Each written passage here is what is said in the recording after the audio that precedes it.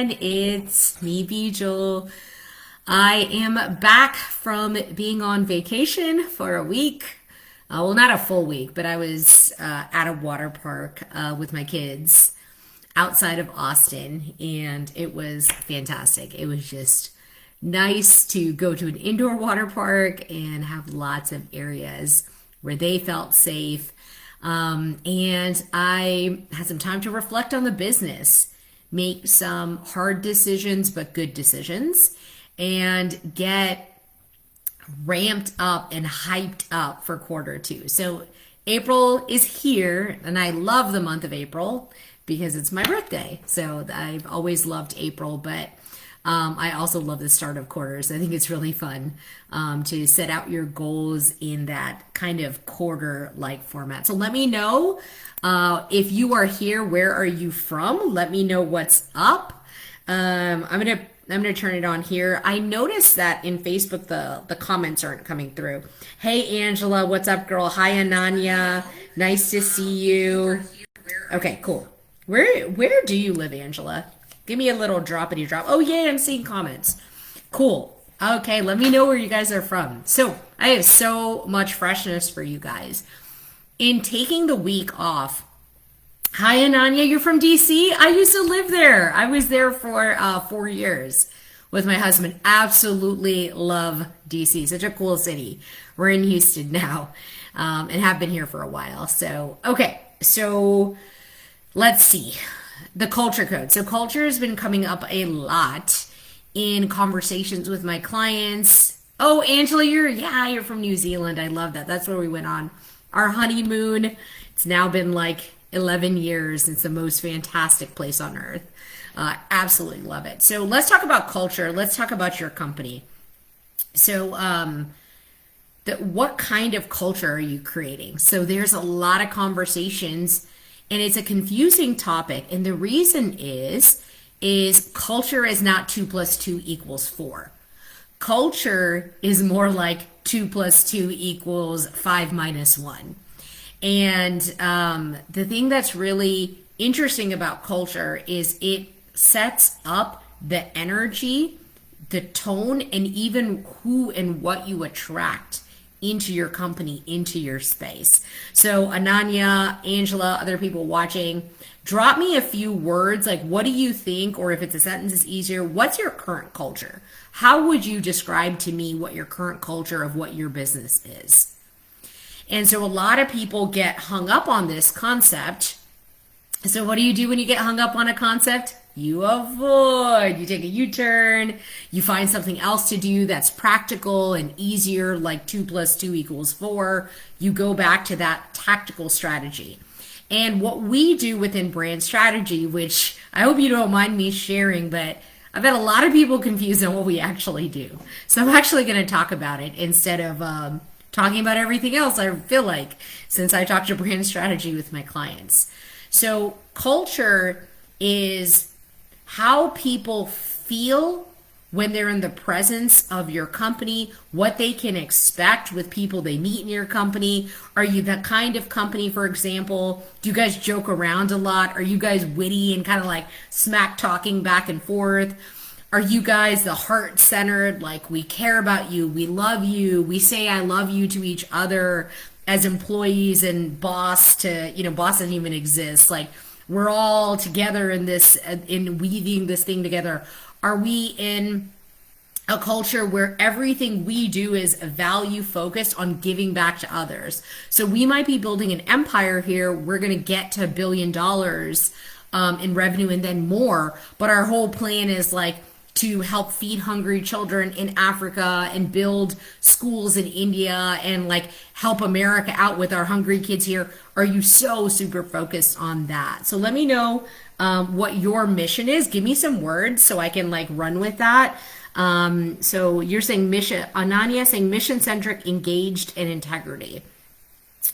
Okay. Can you expound upon that? Like, tell me exactly what you think your culture is. So I'll give you another example, because this is the thing. When it's artistic or it's more right-brained, it's hard to put a label on it.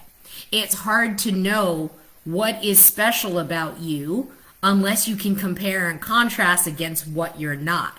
So for example, Amazon's culture is all about fast, efficient, customer centric. They are always going to outdo the competition. They're going to think of it first. They're going to do it first. They're going to knock it off if they need to. They're going to do it better, stronger, faster. Like that's Amazon 100% of the way. Whereas Netflix's culture is more like criticizing is welcome. We don't sit around and pretend we don't all just pat each other on the back to be comfortable. We challenge one another, and it's brutal honesty, but it's honesty with love, honesty with care. But it's almost a sportsmanship culture where if we don't give you the feedback, you're not going to grow. You're not going to get better.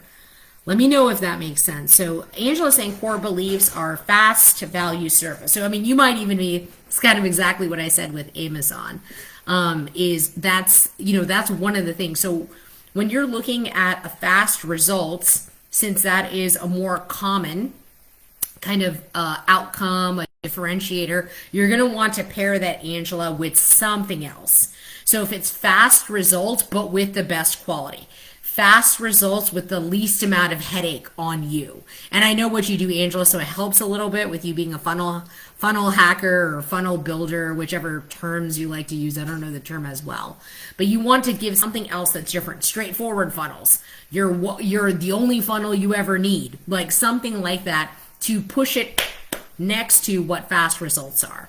So that's where culture really comes into place. Hey, Jilna, what's up? So Jilna's saying, one of her cultural elements is transparency. But what about transparency?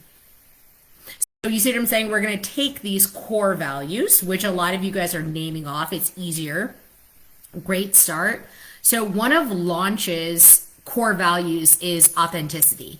One of our other core values is passion. And so if somebody comes into our space and doesn't have that like fire within them, it's just not, you're not going to work out. It's just not going to fit because we are like boom, boom, boom, boom, boom. Fast moving, high energy, high vibe. Like we love that stuff. And authenticity means we're not going to bullshit about what we can or cannot do. And so that can be really tricky when we're talking about internal culture because it's a little bit of radical honesty. So if we expect to be authentic, how can we be authentic without showing up as our real versions of ourselves? Let me know if that's helping with an example. Oh, I'm thinking, Angela's thinking. Okay, well, you keep thinking and let me know what comes up next. So the culture you're trying to create. So one of the things you want to think about is think about the culture from the perspective of somebody who's interviewing to be in your company. And if you want to like double down this, picture that they're interviewing with you and you're like biggest arch nemesis competitor.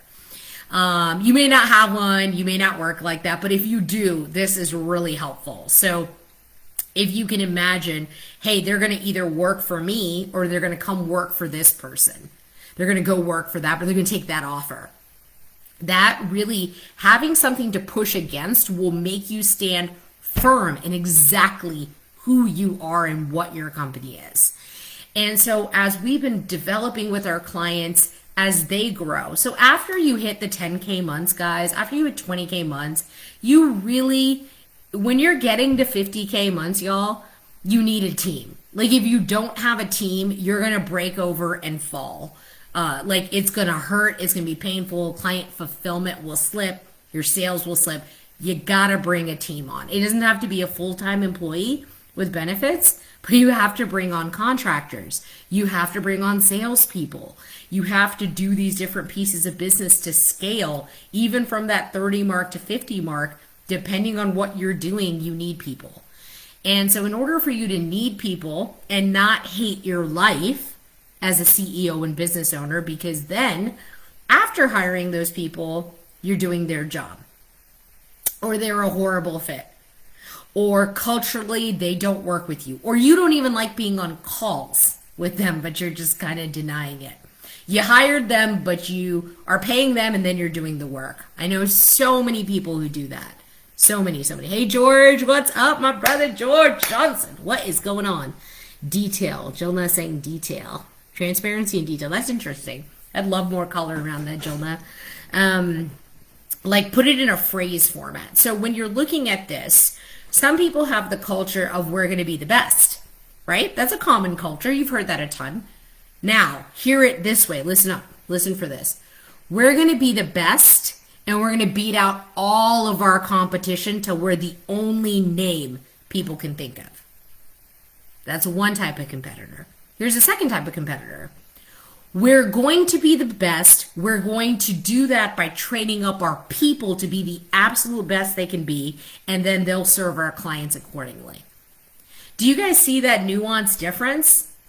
So you can still have an overall overarching, we're going to be the best, which a lot of people want to be, and not a lot of people are. We all know there's a number one spot, right? Depending on what category, there's a number one spot.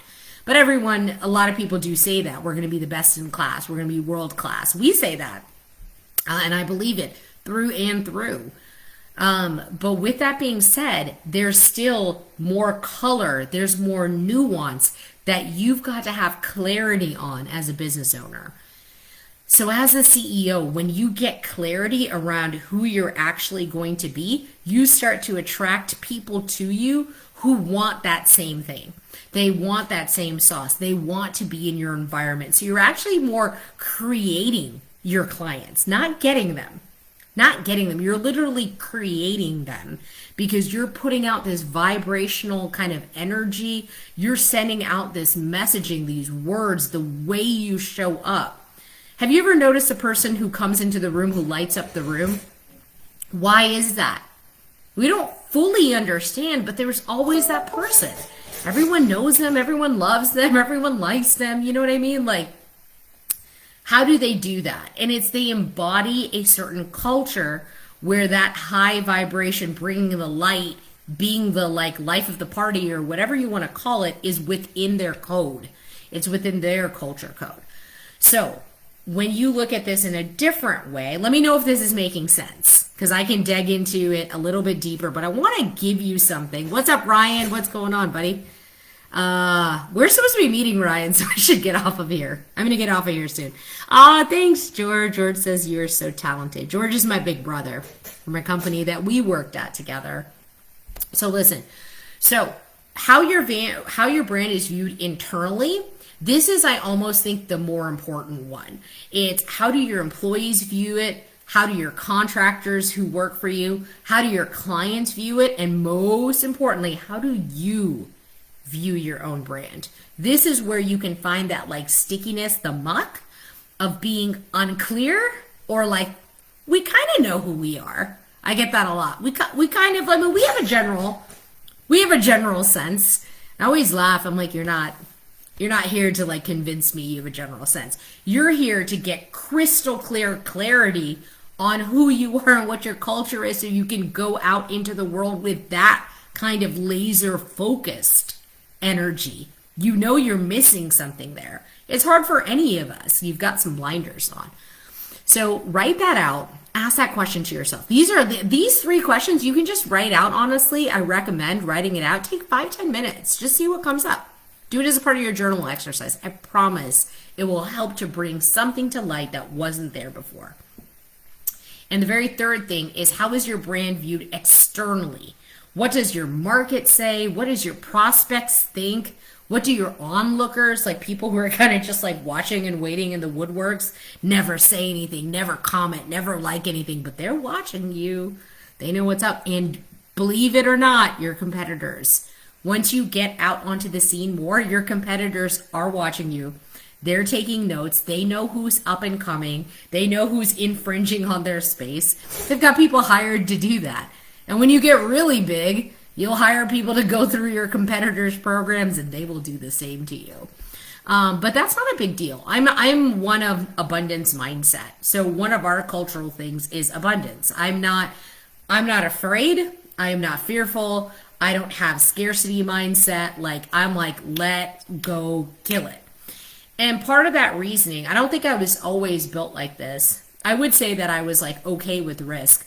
Part of why I'm like this is because every time I double down and try something or go for something, with the passion within me, within that fire in my veins that aligns with who I am and take my company in that direction, I get rewarded for it. So this kind of goes into a little bit more of like life, finding the fulfillment and finding happiness, because I'm going to tell you guys, the last thing you want to do is build a business that hits your 50K months and you hate it.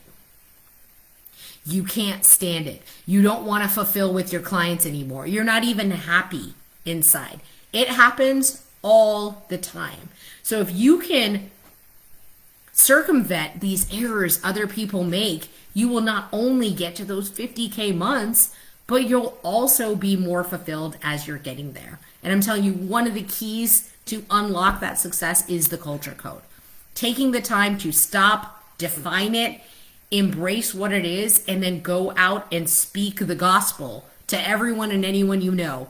What is my culture? What do we stand for? What can you expect of us? How do we behave? What do we believe in?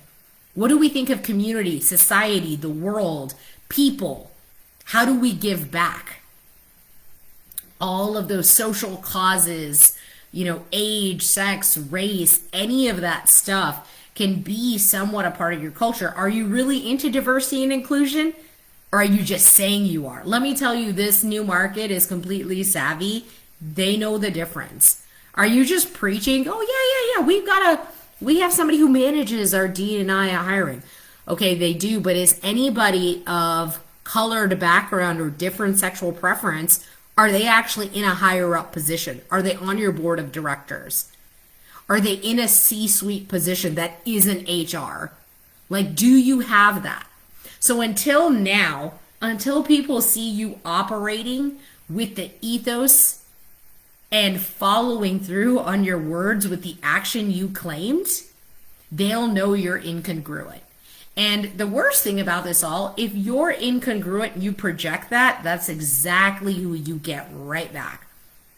You get clients, you get prospects who spend a lot of time diddle-daddling. I don't know what I want. I think I want this. Maybe you can help me. Maybe you can't. I was talking to your competitor. I was talking to this person. What can you do for me differently? All comes like projecting right back to you. So anyways, I have to go here in a few minutes. I am planning now to go live on Tuesdays. Again, I've switched up my schedule some and have things dialed in. I have a new mindset coach who works for us at launch, so that has helped us be able to broaden our services for our clients and get really detailed in helping people where they need the help most often. So anyways, if you have questions, drop them in the comments below. Let me know what your cultural stance is. If you need help with this, you want more clarity, more understanding, feel free to shoot me a DM and I will talk to you soon. Okay, bye.